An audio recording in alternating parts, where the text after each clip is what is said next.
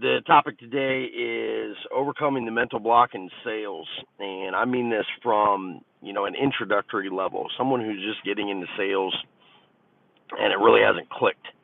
And a lot of people that have been in sales will understand what I'm talking about. It's kind of like a light switch. Just one day, you get into sales and then, I think it takes about a year and a half for it really to click for most people, especially like in the automotive retail space. You get so much more exposure on closing deals that I think it probably comes a little quicker. And about a year and a half, a light bulb comes on, and you're just like, okay, I get what I'm doing here. And I think it's just because of the human brain and trying to map everything out, and there's just so many variables back and forth within yourself, and then also receiving that information from mentors, trainers, as well as your customers, and figuring out how to put that into a process intrinsically within your mind. And I have a salesperson right now who, man, he's great with customers as far as the level of building rapport and creating a bond in that way, but really has a hard time converting. And I think that's the difficult thing with salespeople is transitioning from, hey, I'm building the rapport, to then framing the situation so that you and the customer are on the same page, and you can take them down a path that has purpose and progress. And those three things, the three P's of questioning, are the same things that apply in the sales process. And when he is getting feedback, he's very defensive. And it reminds me of me when I was going through sales. I believe the customer is 100%. I still struggle with that. I think most people do. But I believe what the customer says rather than just dig into it deep enough to uncover the truth. Because the first answer is never the real answer, or at least the answer that's going to get us down the path of progress and purpose. And so, been having a lot of one-on-ones with the guy, and you can just tell he's extremely frustrated. He's having a hard time financially. And, I know what those struggles were like. When I first got into sales, I barely had a car. It had a rod that was blown in my first interview to my actual sales job, not like a part-time job. I'd been in sales since 16, but my actual real sales job, especially directly in automotive. I drove in a piece of shit car. I was behind on my rent. My student loans were due. This was a last resort for me to get into sales. So I understand that struggle financially. I had $110,000 in student loan debt alone, and then couldn't afford a $2 hot dog at the time. And so I went into this sales job, and through that progression, again, took me about a year and a half when it just went off. I had a very intense general manager who really was very hard. Like, you just figure it out. And through his, intense, just do it this way, it started to click. But you want to push back because what they're saying to you doesn't directly connect to you because you don't understand sales enough. You don't understand the framing and you don't understand the process. So I've been working really hard on Jack because I think some people more than most, you have to push them over that hurdle. And I do believe you have to push them over that hurdle. So I do believe you have to be direct and you have to be blunt and you have to be assertive and hold them to a very high level of accountability. And that takes a lot from a leader to do that. But when you see value in people, you realize that once it is clear to them and once it clicks for them, that they will open up a whole new level of understanding in their mind, and with that, a whole new skill set that will lead them to revenue that they have never experienced in their life. And so I know that right now, with all of his financial woes, it's just like it's the end of the world. He doesn't think he's good at it. He's going through that doubt phase, and it's like we're right there. We've been pushing up against that wall. And so what I'll say to anybody who thinks that they're not good at sales because they're not getting conversion, They really just need to keep going. And ultimately, at the end of the day, it means just putting your heart on the line with your customers. And what happens is it comes off very brash sometimes. It comes off very direct, and it kind of comes out of nowhere. It's like an outburst. But in my opinion, you need to do that because then you will get to see what that looks like. And so, for example, one customer would not do the deal, would not close on a number. It was another dealer trying to buy a very high-end boat.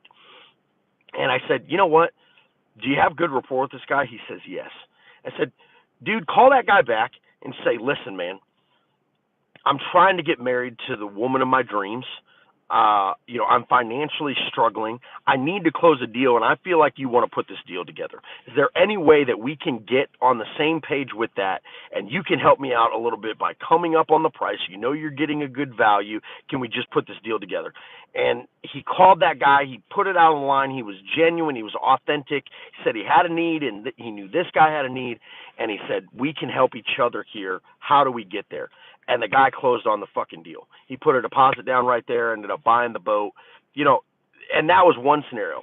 Here's another scenario. He kept saying, you tell me we can't get to that number, and so then what am I supposed to do?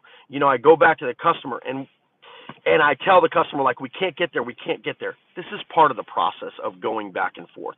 Mentally for him, he didn't understand that no doesn't ultimately mean no, which is the principle in sales. So from the customer and the salesperson engagement, no doesn't mean no. It just means we need to uncover. The reason we're in the back and forth with the no is because the customer has an objective. They want the product or service, but for whatever reason, they have not convince themselves that either they have enough information, there's enough value, or they can afford the service. They don't see the values in the service enough to make the decision right then. So at that point, it's our objective to turn the no's into a framework in our mind that, okay, no just means they don't have enough decision to get a yes. So we need to ask them questions and let them know that we are there genuinely to guide them through that so that we can get on the same page. And it may not look like what I want it to look like, and it may not look like what you want it to look like, but at least if we have a better understanding of where we're at and we both see the value on both sides of exchanging values, then we can go ahead and complete a deal. Hey, what's going on? How we doing, guys? Just saying hi to you guys before I finish up here. So the point being is the second experience that he had yesterday, and I think we're almost to that light switch, flipping that switch on where he really understands it. He came back up to me. This guy he had went back and forth with over the phone, and it's even more difficult over the phone. You don't sell over the phone, but you can put deals together over the phone. So you build rapport, you build trust, and then you get on a common ground, get those people in, or get them to commit to whatever exchange that is, whether that's a service or a product. So he calls the customer back and forth. We've told him no several times. I ended up getting on the phone with the customer yesterday, got to a number and said, hey, this is my number. Here's where I'm at. I found out exactly why he was even looking at our boat, because there was another boat that was in better condition. It was 2 years newer, and it was like $3,000 less expensive. I said, man, that's the boat that you should buy. Why are you still communicating with us, right? The question, why is this guy still having a conversation? The salesperson couldn't understand that the guy obviously has an objective and an agenda if he's still talking to you, but still telling you why this other boat is essentially better. You need to find out why he thinks this boat is also of value and why he continues to have conversations back and forth with you versus just going to get what clearly was, based on his description, a better product. And so I went ahead and called and had the salesperson stand with me and listen. And I just talked to the guy about what he does with the boat, and I talked to the guy about what his main objectives are with the boat, why now, is he trading anything in, got all that fundamental stuff, and then just said, so tell me, why are we still having a conversation? Why is this boat worth your time when you know this other boat is better? He says, well, my wife wants red, and really that's where it's at. My wife wants red. I asked him, well, hey, does your wife go with you a lot? Is she just, she wants to pick the color, or does the boat really have, some lifestyle value to her? And he said, yeah, she goes with me all the time. I said, so then it would be important to add that to the added value of this boat. He says, yes. And I said, well, how much is that worth to you? and because he was at $24,000 out the door on the other boat that was 2 years newer, had less hours on it, had more feet.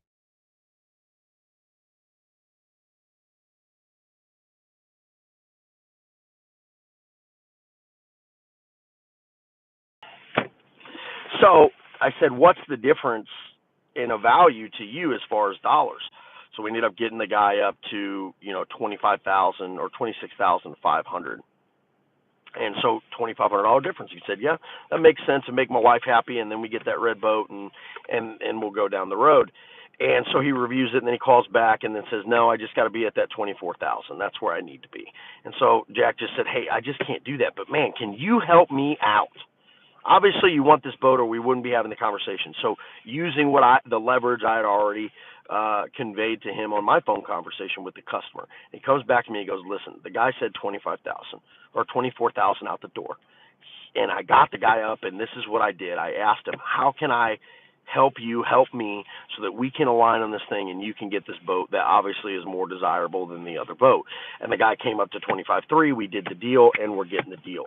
So the point is that he is traversing over the, hey, my manager is just telling me no, my customer's telling no, to become a problem solver. And then once he gets a little bit more, he comes back and finds out if that's acceptable. And then if that's not acceptable, he's going back, finding out if they can get a better alignment or a higher price in this matter, and then coming back and finding out if he can get more. And this is the evolution mentally that is very hard to get through, because no doesn't mean no. No means more discovery. So if you are in sales or you are doing any kind of negotiation personally, professionally, or financially, make sure that you understand that no doesn't mean no. It just means you need to ask more questions. You need to discover the why behind the no. Why is it that you're hesitant to move forward? What specific things do you need to have clarified, or do you believe you need to see differently, or it needs to be different for you to be able to make this decision on this product, service, whatever it is? So keep that in mind.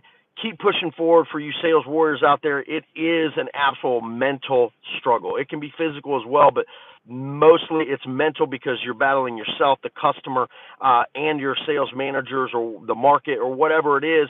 You're just navigating a lot of things, and it feels like a battle.